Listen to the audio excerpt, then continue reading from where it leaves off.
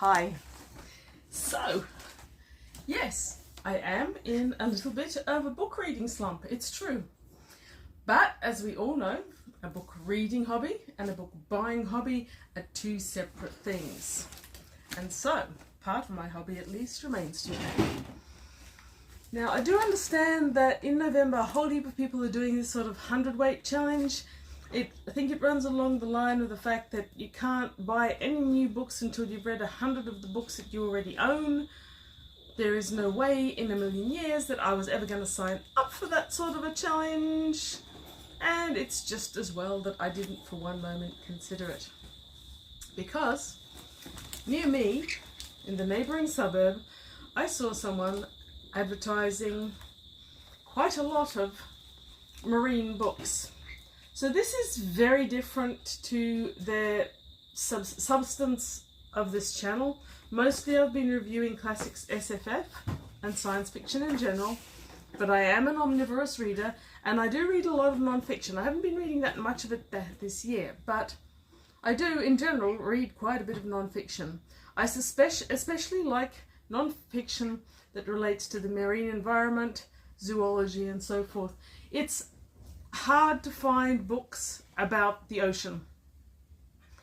There's a lot of, Tim Severin's done a few about recreating various boats and sailing them around the world.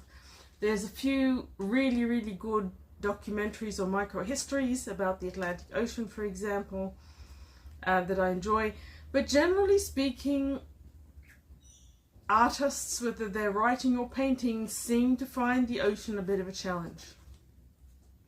James Nestor is a freediving scientist and he wrote The Deep. This is one of the only books, I believe, in this box that I actually own. So there's a bit of a story here, I suspect. I don't know what it is exactly, but I noticed a couple of books in here and I haven't checked out this box. You're checking it out with me. Thank you for joining me.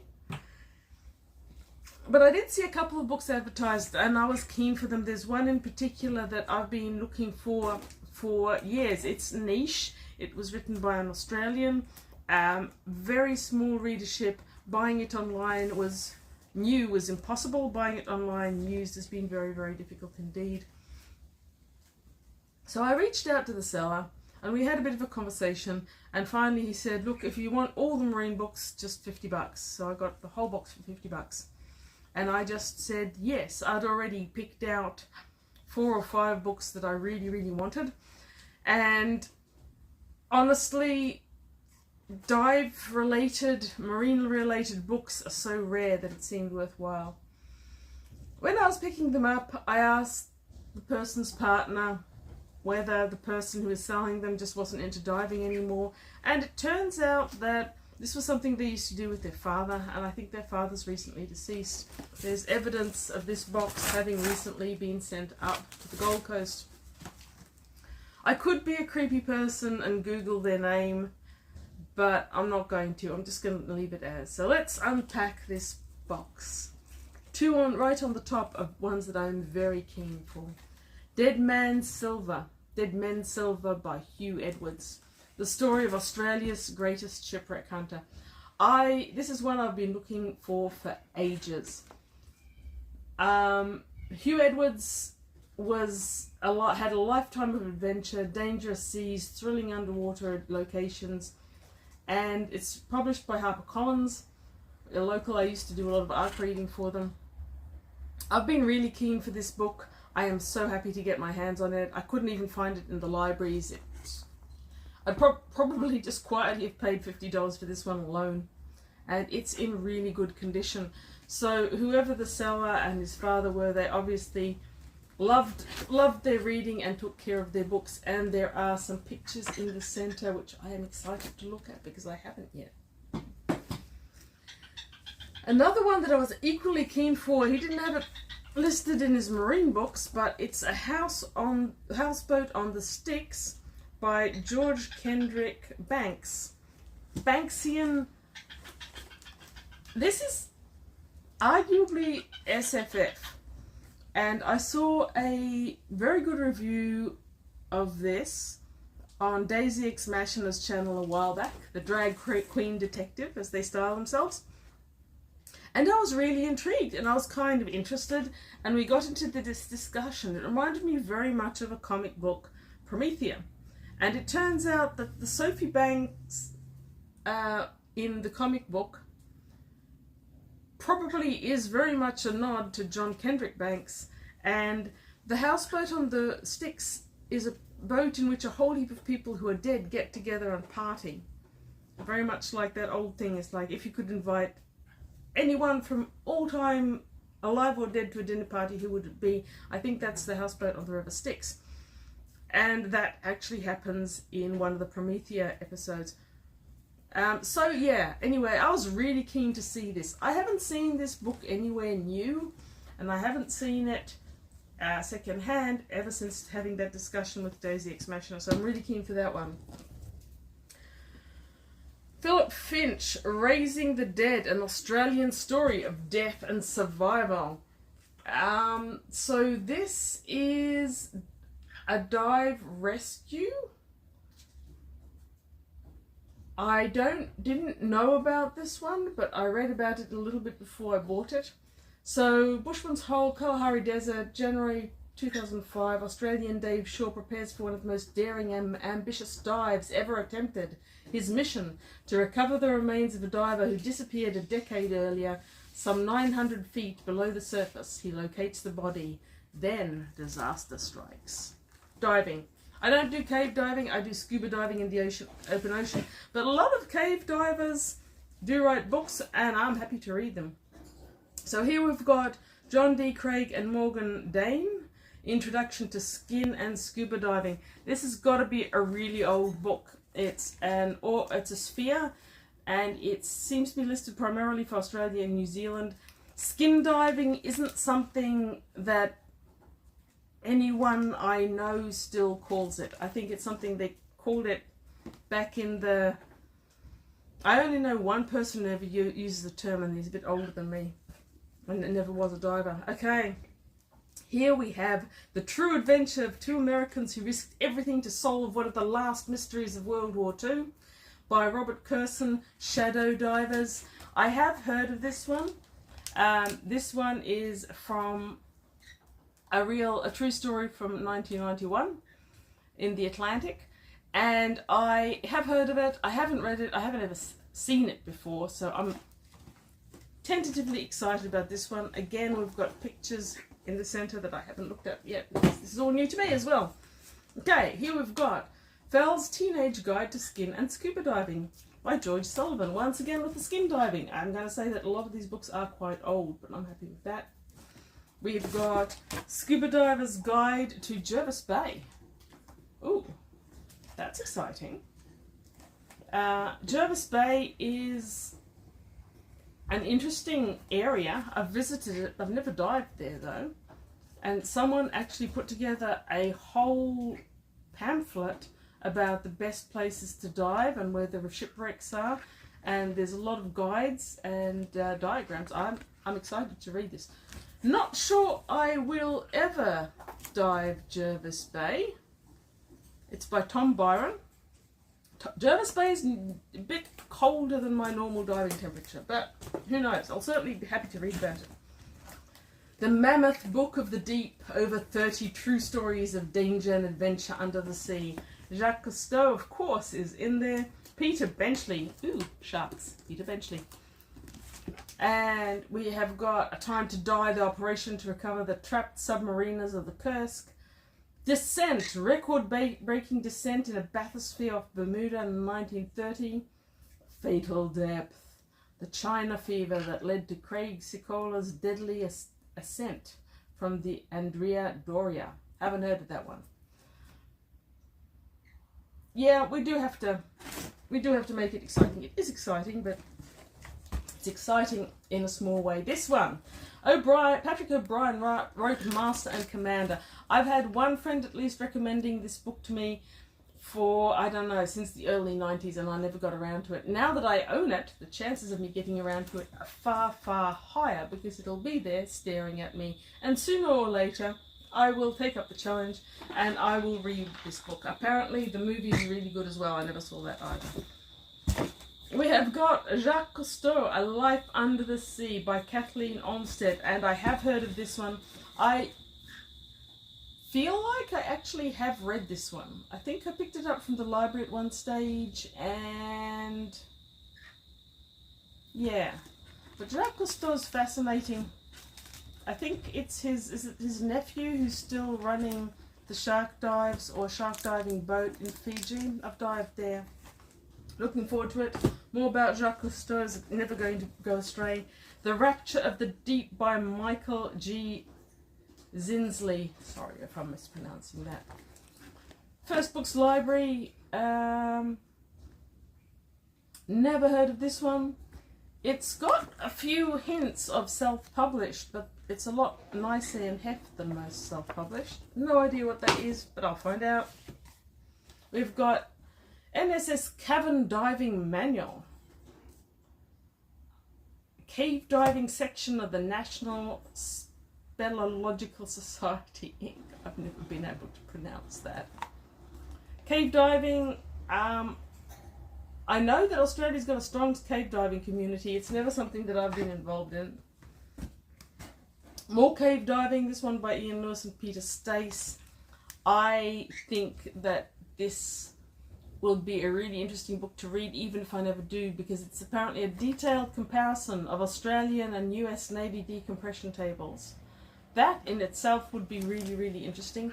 Of course, these days most of the decompression is done by computers, but I don't think you can ever highly enough recommend knowing about it, even if you are relying on a computer. Deep Descent, Kevin F. McMurray. Adventure and Death Diving, the Andrea Doria. So that's the Andrea Doria mentioned for the second time. I'm guessing that this was a famous disaster that I have not actually heard of. Or possibly I have heard of it and it just hasn't sprung to mind. On a foggy July evening in 1956, the Italian cruise liner Andrea Doria, bound for New York, was struck broadside by another vessel. In 11 hours, she would sink nearly 250 feet to the murky Atlantic Ocean floor. Thanks to a daring rescue operation, only 51 of more than 1,700 people died in the tragedy. Okay, sure. I don't doubt I'll enjoy it.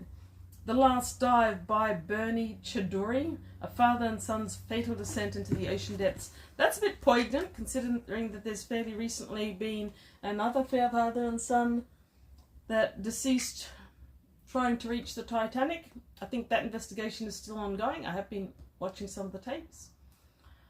An experienced father and son scuba diving team hope to achieve widespread recognition for their outstanding but controversial diving skills. Obsessed and ambitious, and they were trying to uncover a World War II German U-boat. Wrecks are always good reading about.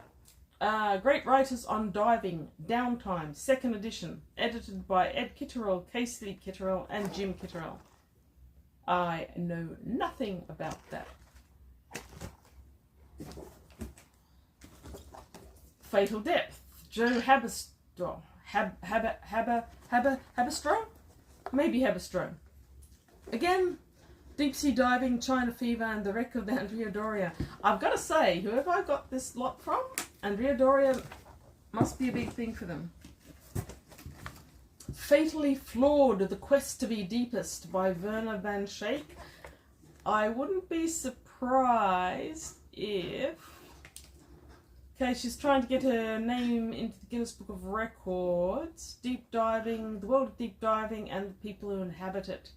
The story of how Werner became the deepest woman in the world in one of the most extreme sports in the world, cave diving. Okay, I thought it might have been free diving because Dave Nestor's a free diver. Diving into Darkness, the true story of death and survival, Philip Finch. Okay. This one I feel is going to be a free diving one. We'll see. And that one seems newer than some of the other ones as well. Divers in Time, Australia's Untold History by Jeff Maynard. This is going to be fun. I've read Oh, I feel like there's been water in this book's history. Oh well, we'll get to it. I've read other biographies of Australian divers who first developed the wetsuits and the hoses and the mechanisms. It's always interesting. And we've got an old magazine. How cool is that? Skin diving in Australia and the South Pacific, 1604 Northern Reef Expedition. And you've got this amazing giant cuttlefish on the cover. Love giant cuttlefish. Have dived with cuttlefish. Was brilliant. Wreck diving, scuba dives, Federation of Victoria. I did know that these books came from Victoria. That'll be interesting. Oh, it's so cute. It's got that old typeset logo. Hard to read, that'll be, but it'll be worth it. Diving Southern Queensland, a guide to 40 of the top dive sites from Heron Island to Byron Bay. That is very relevant to me because that's the area I live in. By John Wright, a journalist with the Courier Mail Brisbane. Apparently, it looks like it's got really good guides. It's got colour photos as well as diagrams of the different sites. And I will have dived some of these. There's Cook Island. I've dived Cook Island, but there'll be others that I don't. Excellent. The Last Dive by Bernie Chowdhury. I've already had a Bernie Chowdhury. Was it the same one? Oh, who knows. If it was, I'm sure I've got someone who will take it off my hands. If not, I'll read them first. Going as deep as most daring military divers, but without military's advanced technology or life-saving support. Is this after the Italian ship that sunk again? I'm not sure. Anyway, it looks far newer and more contemporary than some of the other ones. I think I'll enjoy it. Shipwrecks of the Southern Seas by Craig Cormack. This one I'm really excited for as well. Because raging through time from 1622 to 1890. Shipwrecks of the Southern Seas, a retelling of 22 fascinating old stories, some iconic, many forgotten, of shipwreck, mutiny, piracy and marooning in the waters of Australia, New Zealand and the Pacific. Concentrating on the age of sail and steam. I will have heard of some of them, but this is going to be so much fun. It's a heavy book and the type is small, but there's going to be some great stories in there. Beneath the Sea, Discovering the Hidden Secrets of Port Phillip by John J. Gaskell, Christopher G. Smith and Evan Y. Coker. I lived in Melbourne for quite a while. Melbourne's Port Phillip is Australia's largest enclosed bay. It's got many habitats. A lot of people who dive there swear by it. I could barely swim there in midsummer. I just don't love cold water. But this will be fun. It's concentrating apparently on the animalia and ecology of it, so that'll be lots of fun. Look forward to it. 50 Places to Dive Before You Die. Chris Santella. Diving experts share their world's greatest destination. Sure, I'm not a bucket list kind of person, but beautiful guide. Diving experts reveal their picks, blah blah blah. Great Barrier Reef, Australia. Recommended by Mike Ball. I've dived with Mike Ball. Channel Islands in California, Cocos Islands in Costa Rica, Galapagos. I'd love to, but it's expensive. Bywater, Fiji. I've dived Fiji. I haven't dived Indonesia enough, and we've got Malaysia, Antilles, Ontario, Canada. That puts Port Phillip to shame. And Milne Bay, Papua New Guinea. Would love to do Papua New Guinea. Hard to get to. I've never got to there yet. And finally, right at the bottom where I wouldn't see it was the Open Water Diver Manual by Paddy. I've got my own. I think my own might be a bit older than this one, to be honest. There was also a DVD, but I gave that back. I don't really watch DVDs. So, that is my wonderful non-fiction haul, which, since most of my viewers are mostly SSFF, will probably not intrigue too many of them, but I hope it might interest some. And to add to that, I also got a few more non-fiction. Taming a Plateau. These are all very, very local books. They won't be of interest to anyone except Southeast Queensland interest groups. This is about how the Beachmont district was opened up. The Beachmont district is inland from where I live on the Gold Coast and a bit south from Brisbane. They're all published by a local historian, as I understand it. I've started on Taming a Plateau. I started reading that years ago, actually, when I was in an Airbnb up in around O'Reilly's. But I had to leave. I didn't get to finish it, so now I will. I've already started this, a little bit of this. We've got Bush to Beach, which is a history of Noosa Head Surf Lifesaving Club, again by Robert Longhurst, our local historian. We've got Nerang Shire, a history to 1949, again Robert Longhurst. I tried to add these Longhurst books to Goodreads. Goodreads and the internet in general refuse to believe that they actually exist, so that's a problem. South Bank, an historical perspective from then until now. So this is the South Bank that is in Brisbane. It was transformed during Expo 88 into an entertainment district, and most people who visit Brisbane visit there. But this is the whole story of how that whole area developed. I've also glanced through there's some excellent old school photographs and some great stories and information if you're into your non-fiction. Thank you very much for watching. If you've made it this far, you're probably from Brisbane or a diver. But to anyone who has made it this far, thank you for listening. Have a great day. Read good books. And don't get into reading slumps. Honestly, reading slumps are the worst. Who am I if I'm not reading even?